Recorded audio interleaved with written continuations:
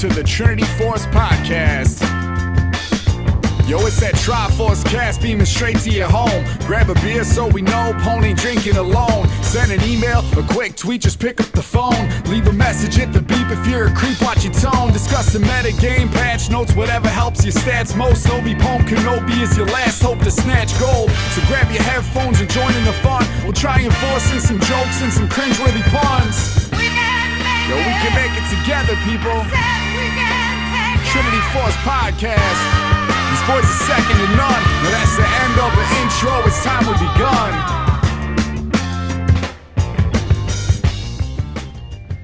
Hey guys, welcome to Trinity Force Podcast, episode number 397.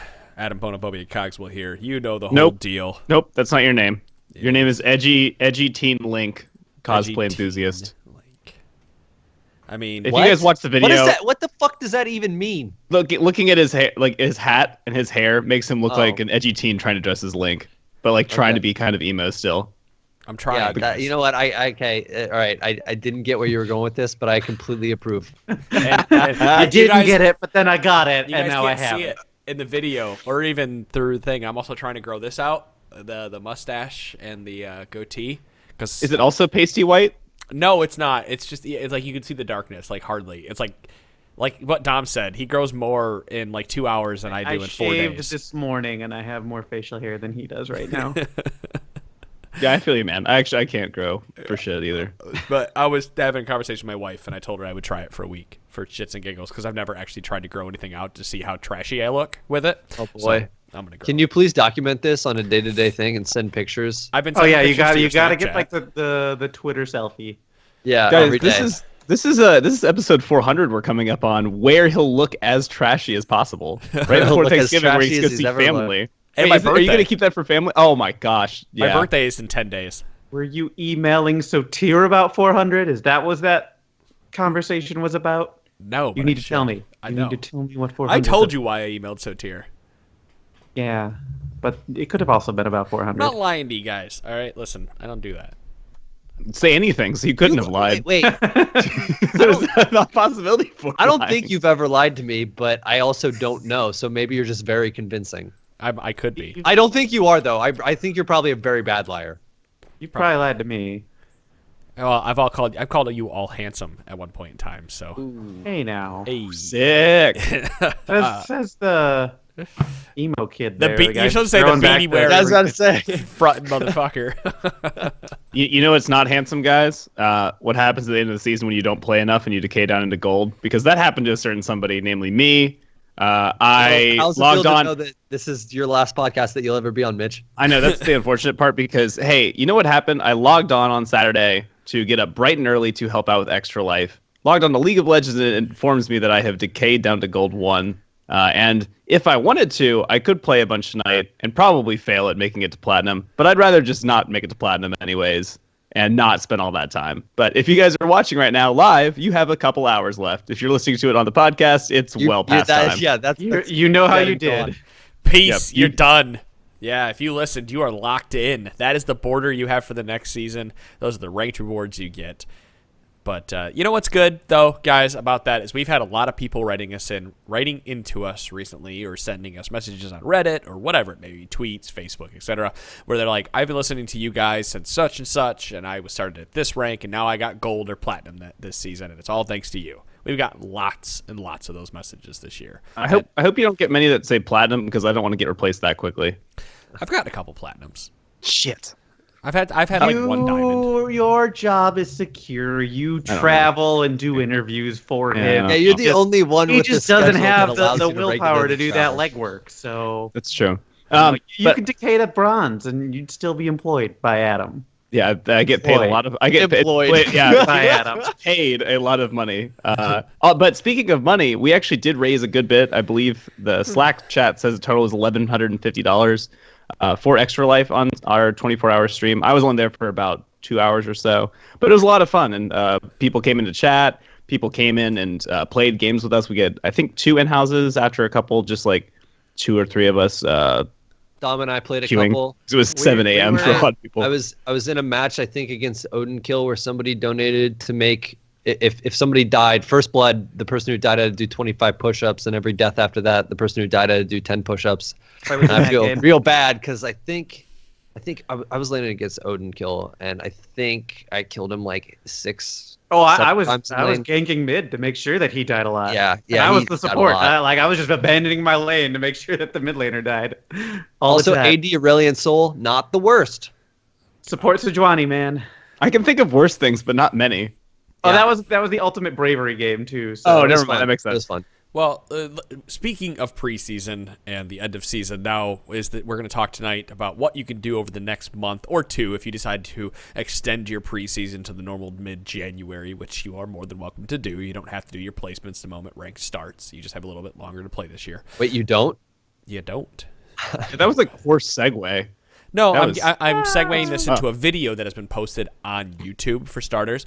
So tonight what we're going to talk about is how to practice in the offseason and preparing for a new season while predicting the meta is the other headline that I have here in front of me. But so one thing that you can practice with and that we have been strong proponents of is warding and warding properly. Now, wards aren't aggressively they're changing, but they're not aggressively changing vision, or excuse me, I'll just call them green wards. Green wards are staying the same next season, right? They're still invisible. Mm-hmm. They still last for a minute, 20 seconds, etc., or 90 seconds. And you can go to youtube.com/TForce Podcast. Sith Lord Lemel, I think is how you say his name. I always say Lemley. Yeah, I prefer Lemley. I don't know exactly how, but Lemley.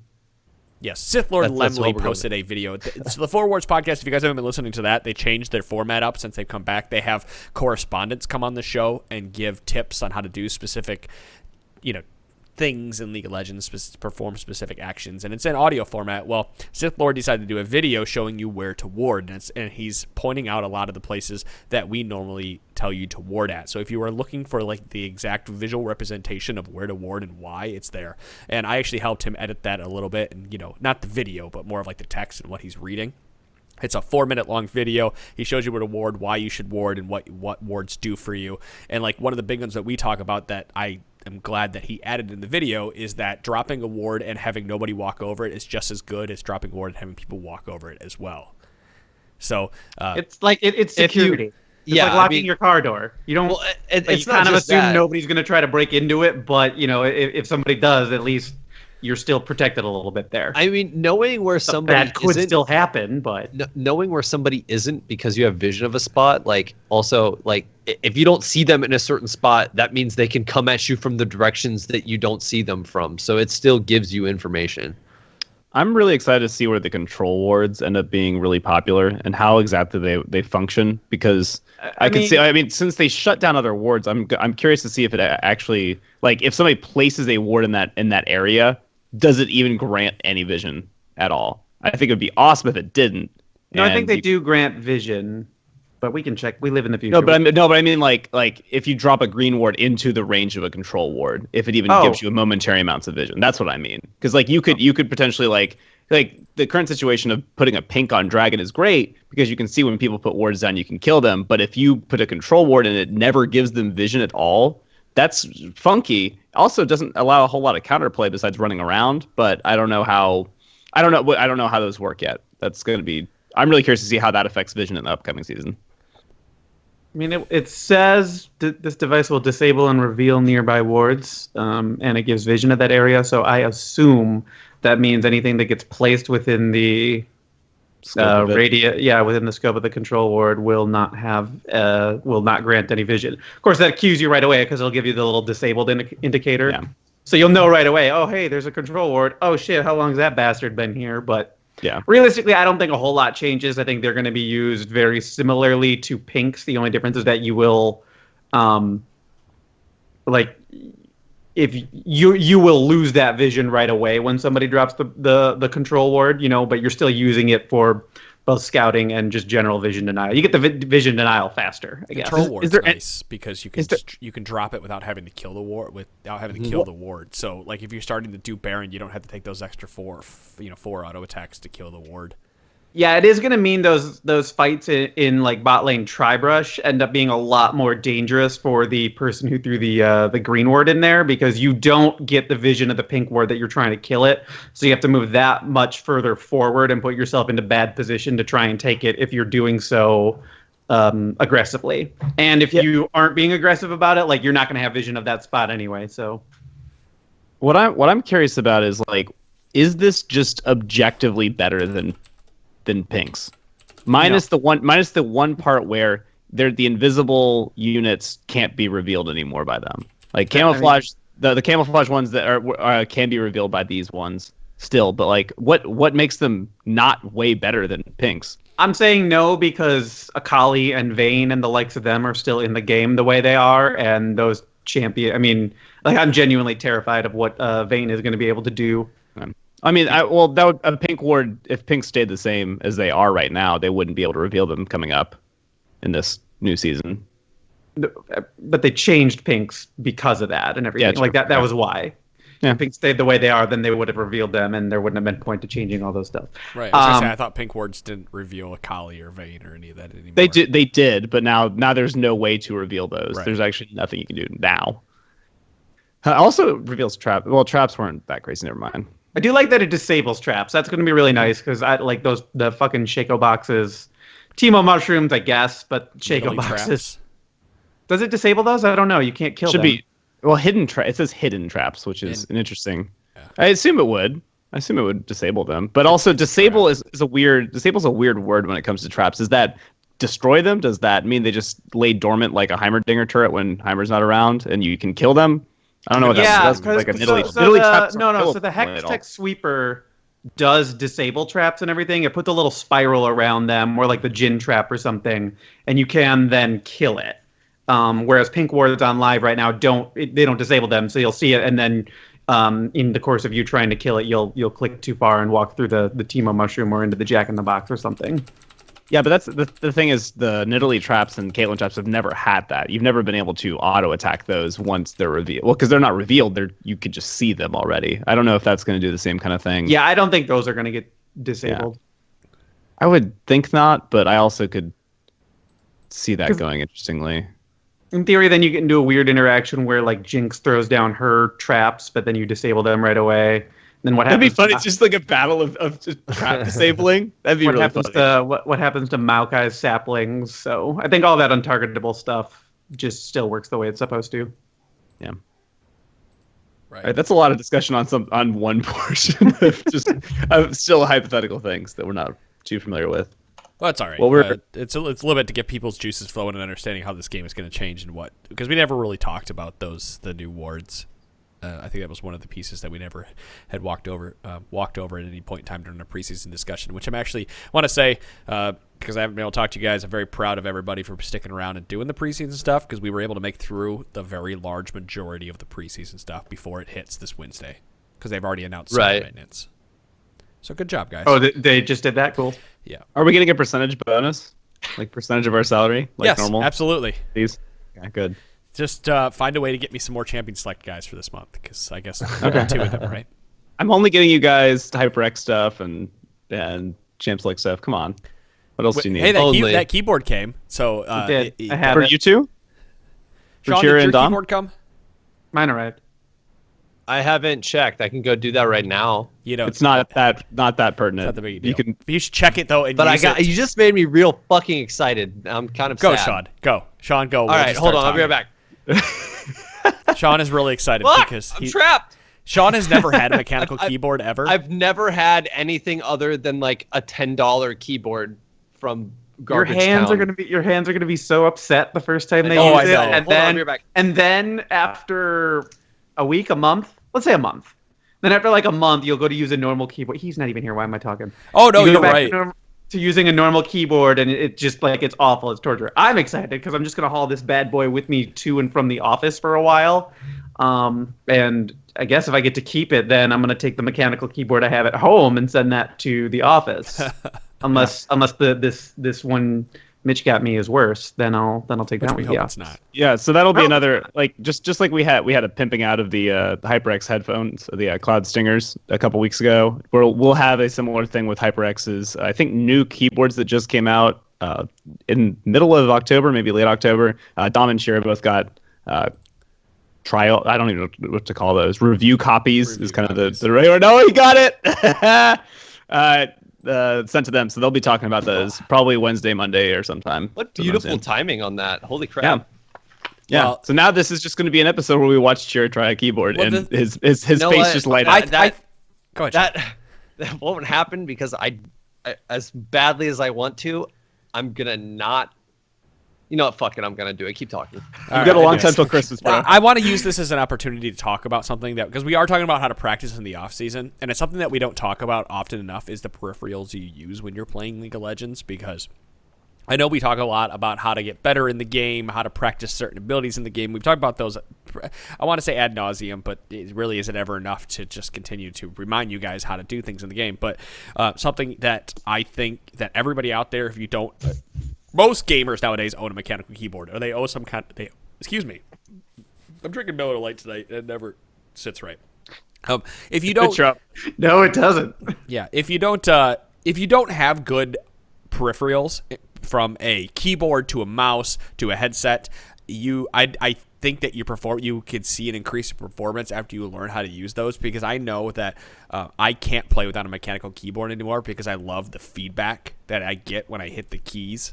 Like that, that's what everybody says, though, right? Like, I like to be able to press my Q button, and I like to feel it. I can feel my finger press it down. I like to have a nice gaming mouse where that fits my hand, and my hand doesn't hurt after a long gaming session. Because I've had mice in the past where, if I use them for a long gaming session, obviously my hand hurts and I can't continue to play. I have to wait for the next day.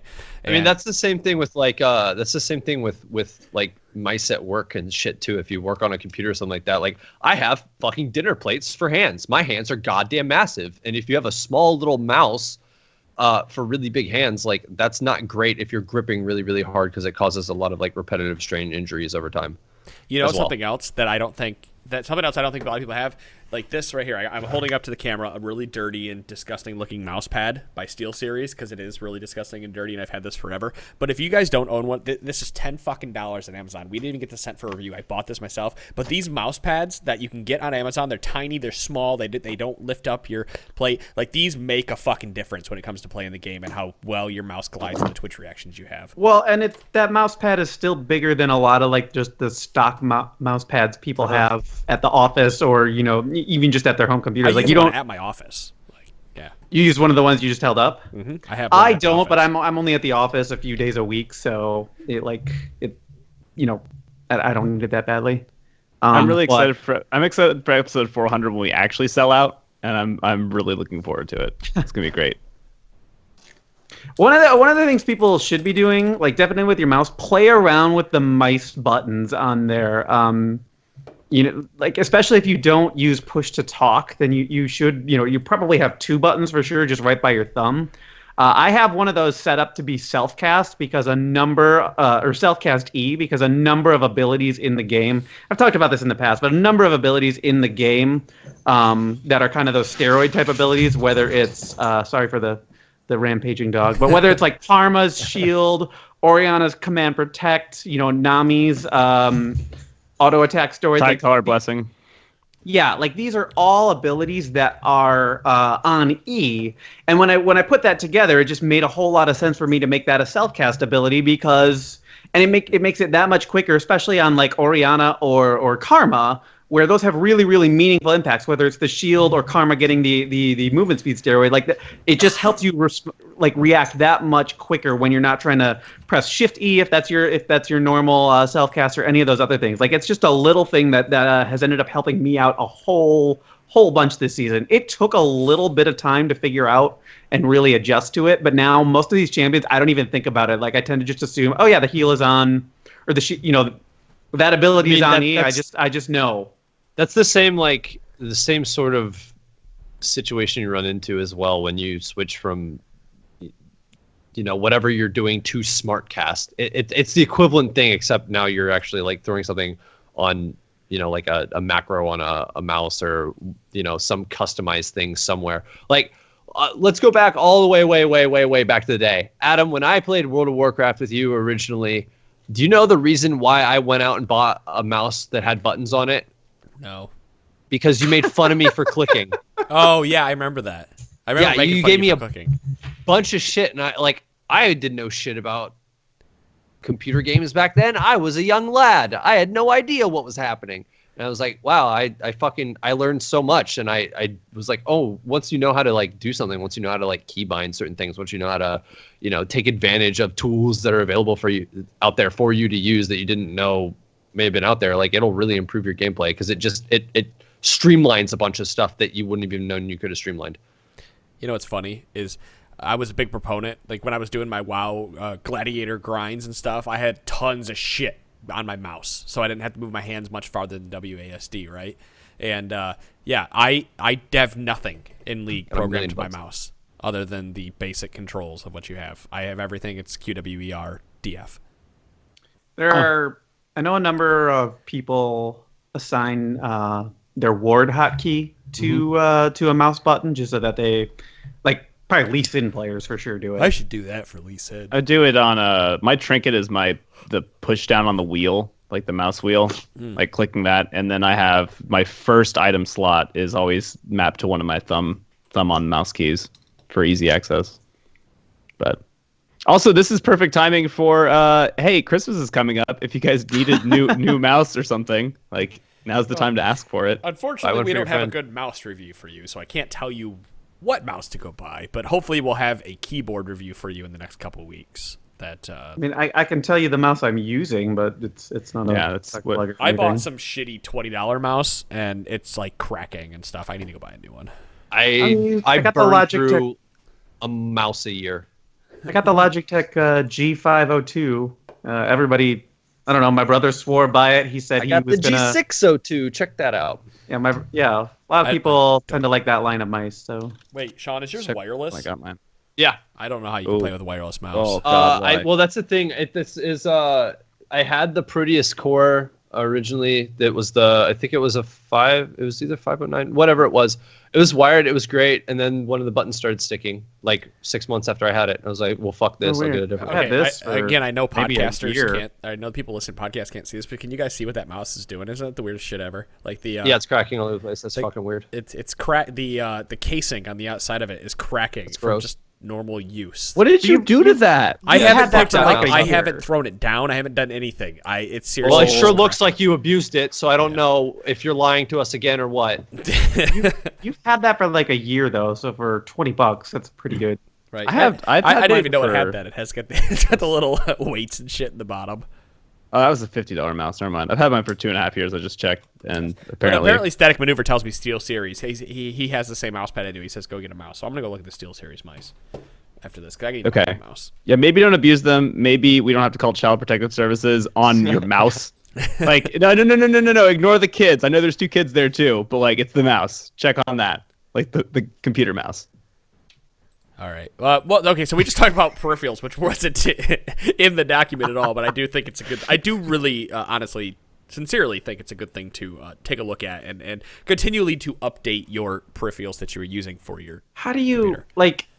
Also, peripherals, please God, this is the say it 5th right. time. For fuck's sake. Sorry, Peripherals. Peripherals. Better than peripherals. You used to fight. You should know a little bit about peripheral vision. Peripheral. I do have peripheral vision. You're not I'm gonna, sure, especially with those glasses on, you for sure have it. See great out the like it's not going to suddenly take like if you're a bronze player, new peripherals are not going to suddenly turn you into like a plat 1 player. But paying attention to the types of benefits that they can give you will like in the long run actually end up improving your play because you're trying to pick up on you're trying to do the little things that start to make a difference like in your overall game and just in the long run, and that's how you actually improve is looking at the little things and saying I'm not going to do this anymore. Like it doesn't matter, like I don't care what happens for the rest of the game, I am dying 3 times. That's it. That's it's actually just like sorry, finish ahead. No, go ahead. So it's actually kind of amusing because not only will it not immediately take you to plat, it may actually impact you negatively at first. This is the same kind of thing that happens when you switch from normal cast to smart casting everything. There's a little bit of a learning curve that you just have to get used to it. But once you get used to it, it'll rubber band back past where you were, assuming that it's a positive thing you're learning. I mean, that's pretty much whenever you change anything. Like if you change like the grip on I don't know, I'm thinking of like a gun or a sword or something. But like you know that's bat. Yeah, sure, that makes more sense for like sports. Yeah, that makes way more sense. How many guns or swords do you grip on a regular basis, Mitch? I have one gun, but all right. I have one in your pants doesn't count, Serial. Okay, then 0. So that's okay. But yeah, just when you readjust, I should have gone with like mouthpieces from trumpet playing. Like when you readjust like something, like if it's how you hold the trumpet or something, it's going to be weird for a little bit, but if it's a positive thing you're working on, you'll have a long-term improvement. And now is absolutely the time to be working on that type of stuff, because the end result of your games doesn't matter. If you can look at your own improvement or like your own performance and see where you improved or things that you need to work on, like that's going to have a meaning or make a meaningful difference in your like end of season 7 ranked performance and everything. But right now, like, you know, playing ranked games might influence your MMR a little bit for next season and everything, but otherwise you're playing normal games, and now is the time to be learning, like analyzing your own play and learning from that. And now's the time to fuck segue, around. Let's go. And then it just stopped talking. That's it. I was waiting for Dom. I wanted Dom to just. I can't read your goddamn mind. Oops, no, you were like, time to analyze your own play. We can talk about analyzing your OPGG. Oh. Analyzing your own play.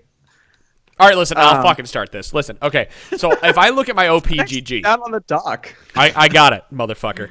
So if I go to my OPGG, if I go to Opponent Phobia OPGG, I can look and see I have a 56% win ratio walking into Diamond 5 at 141 wins and 112 losses. Like, that's great, right? You look at that, you're like, woo, man, you're really good at this game. But that's not the stuff that I want to look at. And generally speaking, I want to stay away from any kind of win ratios other than to use it to try to help you decide what you're going to play next, right?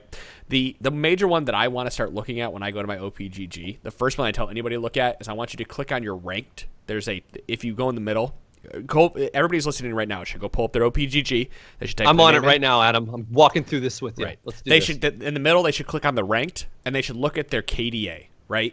If your KDA, if you have more deaths than kills, that like is where you start right here. Support's exempted. Sort of. Supports are exempt from that. Kind of. If you have more deaths, or if you have more kills than deaths, then odds are good you have been like really stealing a lot of kills from.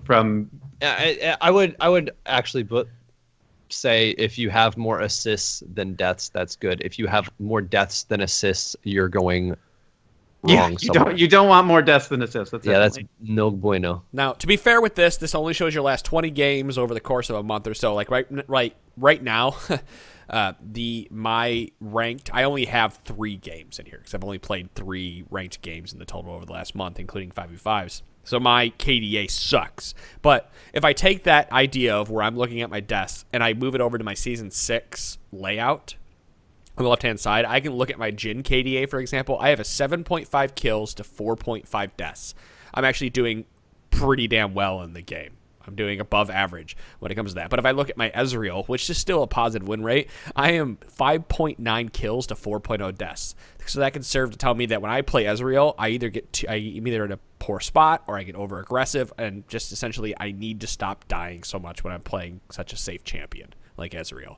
And that's where I would start, is look at my OPGG and go, where am I failing? And those stats, like the deaths, are probably the number one place to go. And you can kind of start looking back at yourself and going, well, I do die a lot when I play Leona because I like to dive and I get nothing out of it. Or I guess Leona's not a good one because we're talking about support.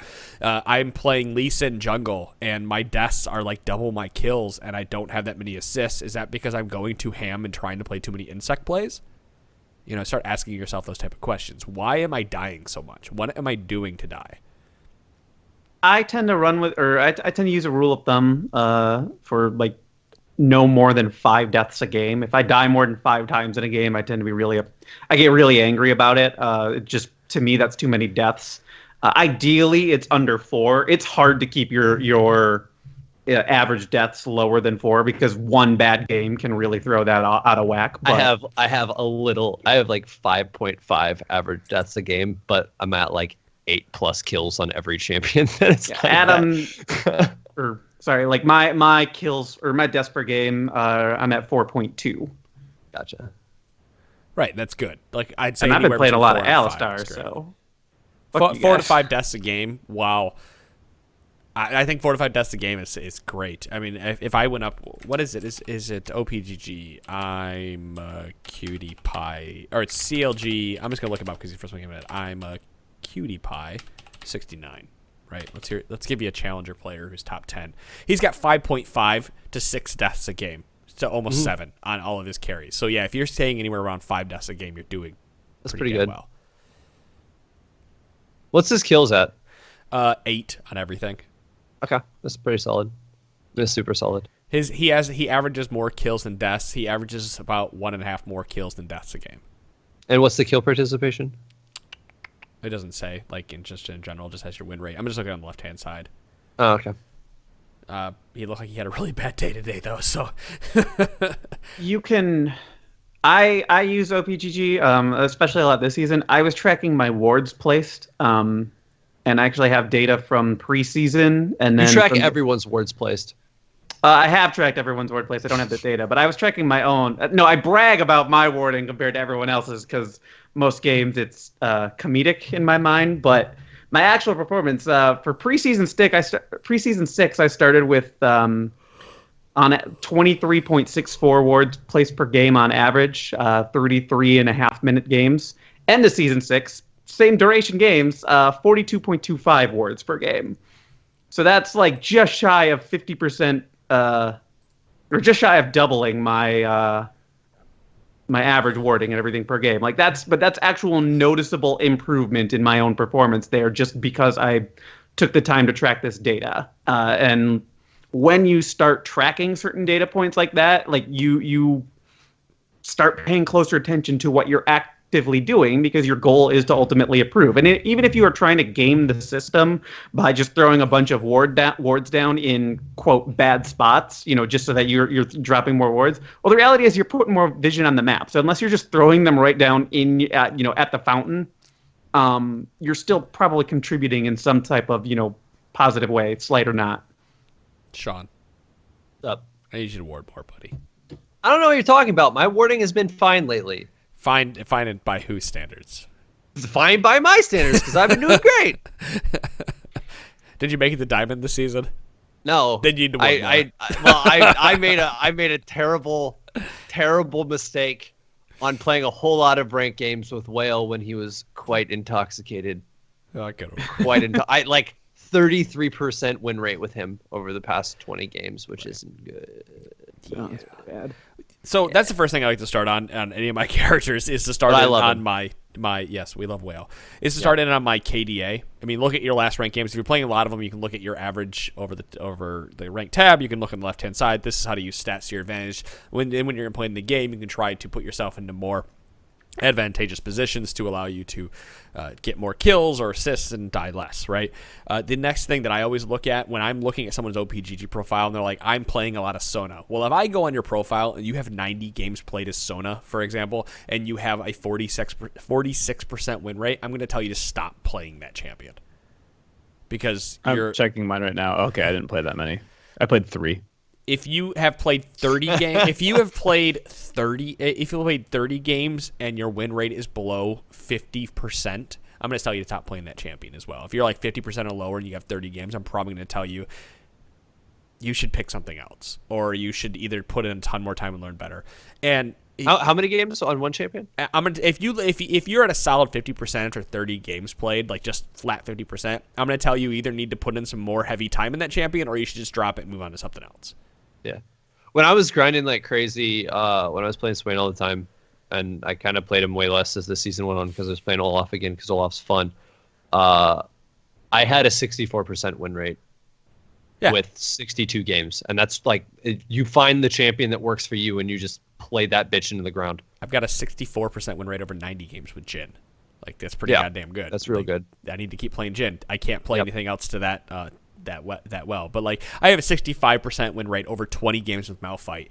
That just tells me that I cheesed Malphite through whatever I was playing him with. It doesn't necessarily say that I was good on the champion, because I know when I was playing Malphite. But and if you have like an 80% win rate with Maokai or something ridiculous, and you've played 10 games, like, that is great. You're doing awesome, but it's also 10 games. Like, don't get too excited about that. Like, it's still pretty exciting though. Like, if I had I mean, it is good. Games, and again, I'd keep spamming that.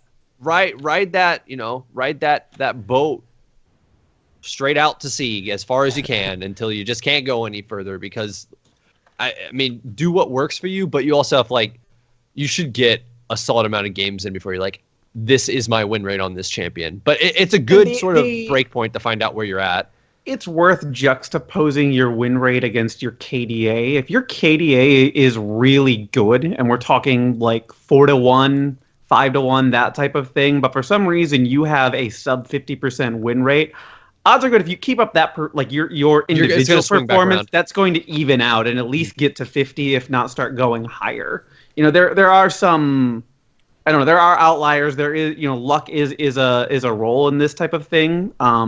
Win rate's important, and you definitely, like, you know, I have a 41% win rate on Nami. Well, I quit playing Nami for a reason. You know, I just wasn't succeeding with her. I like her, but I wasn't doing well with her, so I quit doing it. Cardin's probably really upset at me now, but you know, so I quit playing her for the exact reason that Adam outlined. But my KDA wasn't impressive on her or anything like that. You know, 3.75 to 1. That's not that good. Sure. And I guess the next piece that I always look at when I'm looking at my profile, looking at anybody else's profile, especially if I'm playing a new champion, is I start looking at my total damage I've done in that game. I try to look at my champion and go, this was my role, right? Like, if I'm an AD carry, my job is to get the highest damage in the game. Like, sometimes it's not doable over top of a mid or top laner, but like, my job is to try to get the most damage that I possibly can, along with the most kills and assists. And so if I pull up a game, here's this one. Like, I played one in a normal game 2 days ago. I had 62,000 damage as Caitlyn. The enemy AD carry had 21,000 damage, right?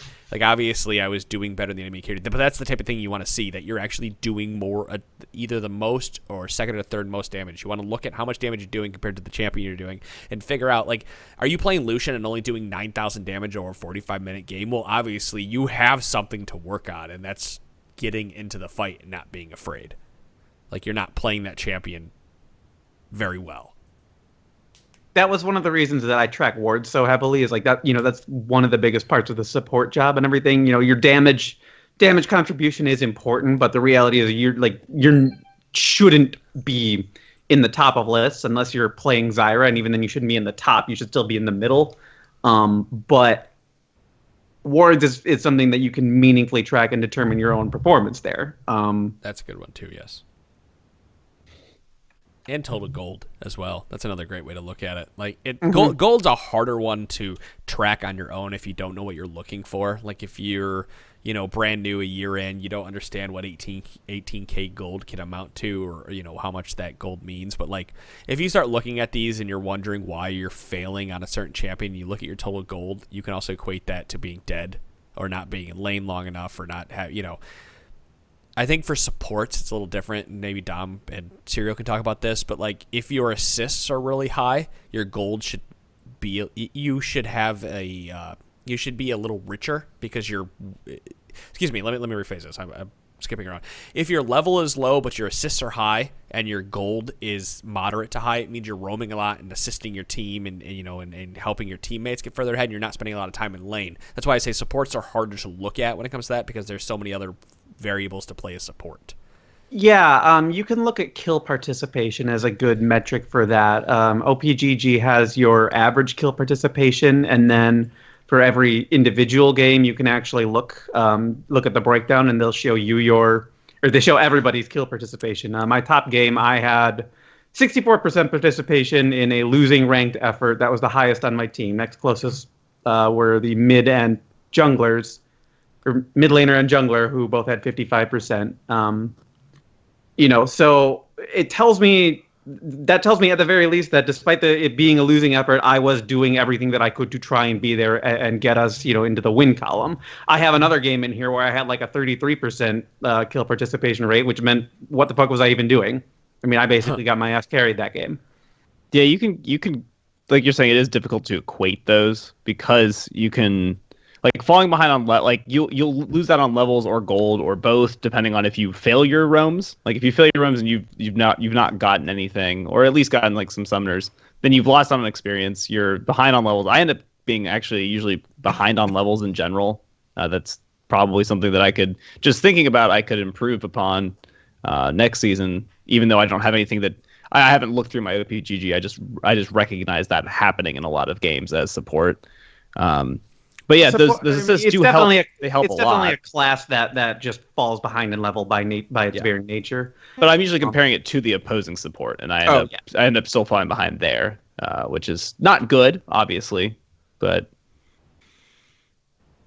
I don't know. I haven't looked enough into. I don't do a lot of research into myself on this, and I might when I start going for plat again next season or whatever I decide to make my goal. You didn't really try to push ranked at all. No, obviously not if I decayed. There's a very large difference. I know I was talking with Dom the other day just slightly about wanting to learn how to play other AD carries because I think Jhin will likely be in the dumpster next season unless some things change with itemization and whatnot. And so I really need to learn how to play the Caitlyn's and the Twitches and whatnot. And now's my perfect time to jump in there and flounder and fail for a while and learn how to position myself. There's a lot of value in trying out the other champions within your role of choice. You might stumble into somebody that you didn't know you would enjoy playing or would be good at playing, but could then, actually you do enjoy it, and you can spend a little bit of time familiarizing yourself to add that to your champion pool. Sean, for example, loves having a really large champion pool. The other thing is that, second, it gives you a better appreciation and perspective for what goes into the matchups. And then third, it kind of gives you a chance to quickly add these champions into your sort of main staple should the meta make a meaningful shift and they suddenly become good enough to be picked regularly, but not necessarily good enough to get banned. Yeah, I ended up, obviously I've been playing a little bit more mid thanks to our current composition of podcasters. Where Dom has been taking support, I've been taking mid. I've learned a couple of them, but don't have. My champion pool is garbage for mid lane right now. It's kind of Corki and Aurelion Sol a little bit. I think it's good for you. I think you're a mid laner. I think you and Daze I think are you're both a mid laner mid-laners. too. Jesus, all right. I'm glad I'm getting such glowing endorsements already. Good thing also that it's very difficult to get mid when you're queuing up in solo queue. But my other point was going to be if you want to learn one of those champions and you get just even what I did a long time ago when I learned Riven, which I only played for a little bit of season 2, the beginning of it. I saw some people playing it. I saw some videos of people playing it, kind of got an understanding of the champion enough to go into a normal game and say, okay, I think I have an idea, instead of going in blind. And it made it way easier to learn the champion. I know that might be common. Of course, why wouldn't you do that? But if you don't think about that and just say, I'm going to pick a random person, you might not know how to use them and might just kind of flounder around for a little bit instead of getting some of the basic knowledge you could have from watching a video or a Champion Select podcast. Well, you can always listen to one of those. I think this season, though, Serial, you really need to just put the time into mid lane. I think you will find I can. Sure. I think that is the place you have to. Fuck it. Not because you're Dom is on the it. podcast, but because I think I'm definitely going to be jungling next season, so it's not But I just think that so it's something that we have been trying to tell Daze forever. Just the way she plays the game in the bottom lane, you guys like the mages and stuff. She's playing top lane now. You should just learn to take that aggression into mid lane, and then take all the knowledge that you have from roaming a support and turning that into mid lane into your advantages. Because you guys like to play really aggressive, and you guys like to play, a gank heavy style. So and you already know how to play with minimal resources, so it's not like missing CS is going to hamstring you the same way somebody who only knows how to do stuff when they have big items. It'd be really funny if you just forgo the entirety of CS. But I'm getting so many levels. Look how many levels I'm getting here. Look at all the levels and kills I have. Still the no gold thing, but I've got all these levels for free. He's basically a roaming support jungler that doesn't take minions. He just shows Playing up to mid Ivern. I don't want to hurt them. I don't want to hurt these guys. He's played into Maokai. Just doesn't want to hurt him. I can't attack you. You're a tree. I can't hurt you. All right. Well, follow up question. Besides those two that I play, who do you think I should play next? Ari. I've never played Ari, but I could. Orianna. Orianna fucks with me. Orianna, like I tried her one time. It was just like I don't know what's happening. This is a confusing champion. Victor, Syndra. Yeah, Victor, Syndra. They're both. Victor's a good one. Victor, And he's just too binary and boring. Like I mean, don't know you how can play anybody Morgana mid. There's nothing. It's true. There's nothing wrong with Karma it. mid. Yeah. Yeah, her Karma too. mid. Yeah. All right. Well, guys, I'm a mid laner now. Look at that. That was so easy. You just have to join a podcast and let them tell you what you are now. Learn LeBlanc. She's getting changed. Katarina too. I can give you some tips. Yeah, how to play the new one. A new LeBlanc. New LeBlanc's is going to be interesting. I have my opinions on New LeBlanc. You have your opinions about everything. That's And very they're true. usually wrong. That's not true. That's not true. What? I just want to take this moment to say fuck all the haters. I was right about Nasus the entire I time. was not a hater. I was. Wait, for right there what? with you. Nasus succeed a 6% increase? Was that what it was? Or was it a 3% increase in win rate? I can't remember. He's seen like a 5% increase in win rate. He's at around like 53 in Plat Plus right now. He has seen his play rate double as well. So Adam, Wait, because of what? Because he has armor on his when he His uses ultimate now. Oh, that gives was him that resistances change. Yeah. instead of a bunch of. But people are also playing him Getting AD. weirdly where they're maxing E first and they're building 2 Doran's rings into like a Iceborne Gauntlet because E just clears waves so quickly. Yep. Does a lot of Interesting. damage. Yeah, I mean, I'm aware of that from like the ARAMs. When you get Yeah. Nasus, you just play full AP Nasus and just hit him with that E because it does half the damage on the up front, and then burns. Right. Yeah, lots of people are maxing E first and rushing a couple Dorans and And somehow, I mean, hey, at the same time though, fucking Akali's in the top 10. So I was banning Akali when I was playing silver, getting my Smurf to gold because I I just hate don't you. want to do. I hate you so much. No, it's because I know well- the Smurfs play Akali. The Smurf characters, anyone who's a Smurf I'm plays sure. fucking Akali. So you just ban her, Sure. so the Smurf can't fucking play her.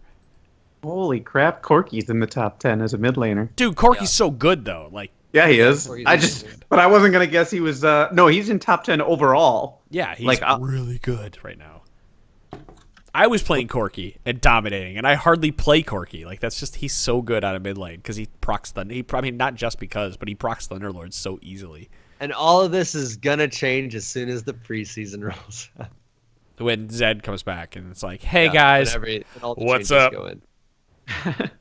do we want to talk a little bit about analyzing your own replays, or do you want to jump into like, I guess we've kind of like blended or blurred the lines between preparing for a new season and how to practice in the off season, haven't we? Yeah, that's. I mean, these are all intertwined topics. They all go It's all together here. preseason related. So Yeah. something I think that we could spend a few minutes just talking about is overcoming ranked anxiety. And I think playing a lot of normal games will help you with that because I overcame my ranked anxiety a while ago because I got comfortable on a champion. And I think that's the number one way to get over any ranked anxiety is to just become so comfortable on a champion it doesn't matter what you're playing anymore. I know that if I go and play Hearthstone, for example, I don't like to play ranked because I don't have all the same cards, and I know if I get to a certain point I will never progress just because I don't. One, I'm not very good, and two, I'm hamstringing myself because I'm hamstringing myself by having ranked anxiety, and three, by thinking I don't. I'm just it's all mental. Basically, what I'm trying to say is the You're whole doing thing's great. mental. I know by just looking at people, like, you could pretty much take a basic starter deck all the way to legend in Hearthstone if you know what you're doing. Not basic, but like some just a little bit of advanced cards. You don't need a ton of legendaries and shit. Same thing with League though. Like, you could take those basic, the 8 to 10 whatever champions you need, and drive yourself all the way to diamond if you're good enough. It's just familiarizing yourself and being so comfortable with the champion you're playing, or champions, 2 of them that you're playing, that will help you to just jump in the game and start playing. Like, ranked mode is no different than playing normal mode. For me, like, I used to have a ton of ranked anxiety. I would never solo queue, like, just period. I would always have to play with somebody, and I preferred playing Twisted Tree Line or Team Fives just because that was the only way I could really get over my anxiety in previous seasons. The new champion select helped me out a lot because it guaranteed that I was going to get one of two roles going into things. But beyond that, I forced myself to just play a lot of solo games during the preseason, where it was just me going in and playing with a bunch of strangers and everything, and just doing that and becoming more and more comfortable with it. And the weird part is, when I was leveling up, I was playing by myself all the time. I don't know when the anxiety kicked into gear, but all of a sudden I just had no interest in doing it. Like if I had to choose between playing the game by myself or going and doing something else, I was always going to go and do something else. I just was, I don't know, afraid to have to influence games just by myself. Like be accountable only to myself, I guess is what it really came down to.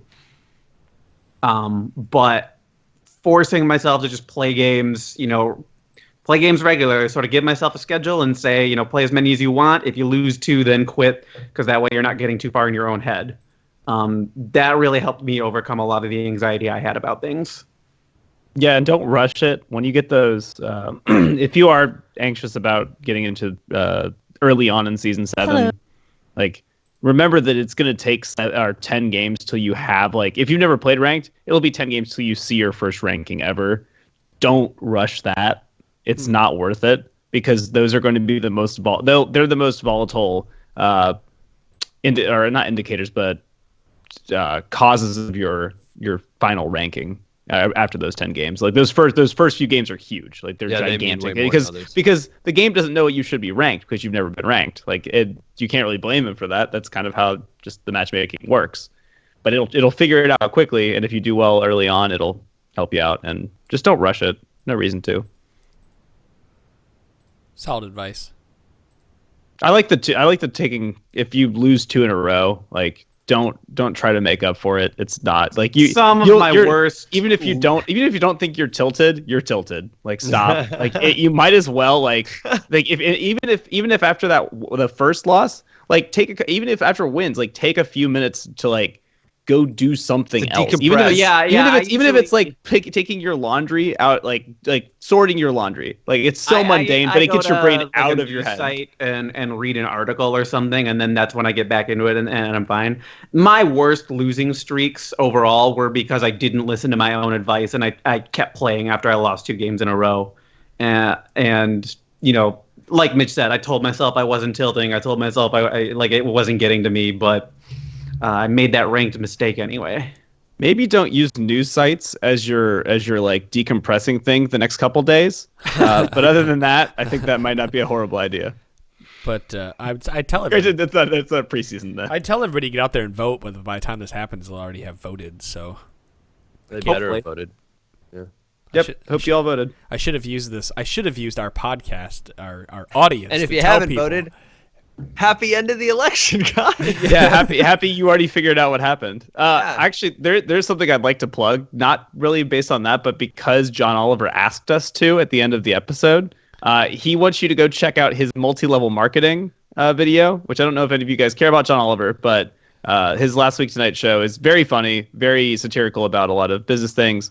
He asked, because multi-level marketing asks people to get people into the company, pretty much makes them spend a lot of money for nothing. He asked us to do the same thing, spread the word about this video. And so he said to spread to 5 people. I think more than 5 people listen to this, so hopefully you'll listen to it and save your friends from multi-level marketing. I know that was kind of clunky, but whatever. Yeah, I fucking have no idea. I have no fucking clue what you. Yeah, and then you'll watch it, and then you'll watch the video, and you'll understand. You know what? Video? No, I'm gonna just piggyback. Same thing. I did my 5 people. Fuck it. Let's go. I'm done. Wait, what are we talking about? Nothing. What are we saying, that they should watch this video and tell them to go find 5 people to watch this video because we're multi-level marketing? No. Last Week Tonight's video about multi-level marketing. Oh, yeah, spreading the word. Watch it. Okay, well, I bet some people will. I'm sure they already did. I mean, it's not as time intensive as voting, so. That's true. At least this thing will, like, when people get this, they'll be able to go watch something else. People won't be able to vote once we're done. I feel sad for you. Or they should have already voted. I'm sad. I'm a sad boy, but that's all right. I don't think you care. I do care. I don't even think you care a little bit. I do care a lot. You take off your hat. Does that mean you're carrying more, or is it just My hat's The hat's on. still on, dude. You're the back just of the head? blind. Wow. Okay. The hat has been on the entire time. It No, I hasn't. figured. No, the angle you're at right now, it's not easy to tell. It's not as easy to tell right now. No, Now, that's obviously, been here. there, but It's been here.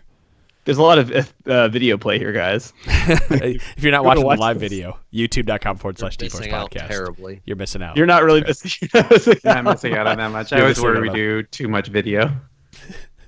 All right, I guess that's it. That pretty much just takes us right to the end. Hey guys, go if you really like this, you like our banter, and instead of going watching some stupid video that Serial talked about or some stupid video Yeah, we talked fuck your about, video, Mitch. Pretty sure it's an important video. it probably is. But the point I'm getting to is that you should help us. You should support us. You should continue to help us get to PAX and all the other places so we can bring you more reviews like the HyperX one that we'll bring you in a few weeks as Dom and Sean use their new keyboards. Patreon.com/TForce Network. Go sign up. We'll give you a couple Champions Like podcasts a month for $10 a month. Or for $25, we'll give you a replay review. $50 to get you a coaching session and a replay review and everything else. There's a bunch of really cool stuff. We haven't had a guest on the show in a while, so if you're feeling generous coming into the Christmas season, $100 just one time brings you on the show.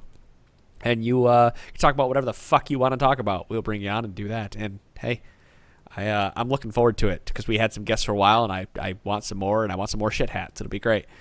You can talk I would about Adam's love- hat. I Talk would about my love hair. to hear if somebody got their parents are like, hey mom, what I want for Christmas really, really badly is to go on the Trinity Force podcast. So I need $100. And they'll be like, what the fuck is that? Listen, if you're gonna do it, go ahead and steal your mom's credit card. Give us the No, money. don't do that. And then, Don't no, fucking I'm, do that. I'm kidding. Don't no, do- no, and then, don't- and no. Then, and then mom can charge back the money. You can come on, and then when we find out, That's- we'll be really mad. I'm not actually advocating that you go and steal from your mother and father. Okay, that would be terrible. I'm telling Mary, and she's going to be very angry that this is the kind of message No, you're I spreading hope, to I children. hope your kids hear this and they go steal from you, and then you'll know what happens. They'd have a black and blue ass if they stole from me. So Wow. You know what's great is if they did that and then signed up for the $100 donation to Patreon, and That's what I'm waiting and for. you That's get what I'm on talking and about. it's your kids, and Yeah. you're like, oh holy Like, crap. we both spent $100 between the two of us so we could both do the show with you, I would Daddy. love Because you always tell us to shut up when we were recording, and now we don't have to. Yay! I would love to It's see their them- episode. They can do whatever they I want. would love to see them Turn. work email somehow. That's that would be a feat in itself. Type on the keyboard. Log into your email. Those kids can't do that. Not yet. I don't. Sure? Yes, I'm positive. I don't have to cross that bridge yet.